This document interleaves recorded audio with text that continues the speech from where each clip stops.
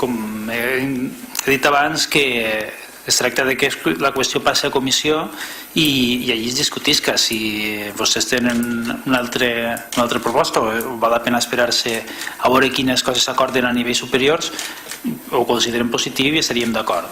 Jo crec que el que es tracta és que estem en una societat que això és el tema de, com has anomenat, dels agraïments, està molt arrelat.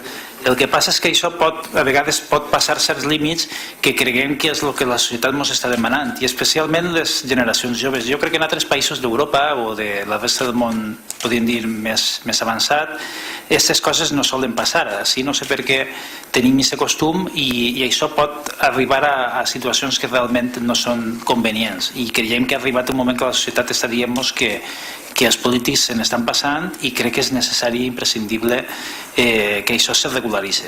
Així que si el grup popular considera, és que no sé exactament quin seria l'acord, però nosaltres estaríem a favor de qualsevol acord que fora que s'estudien les propostes, diferents propostes. L'acord eixirà de la comissió on se debatisca. Crec que entendreu així, no?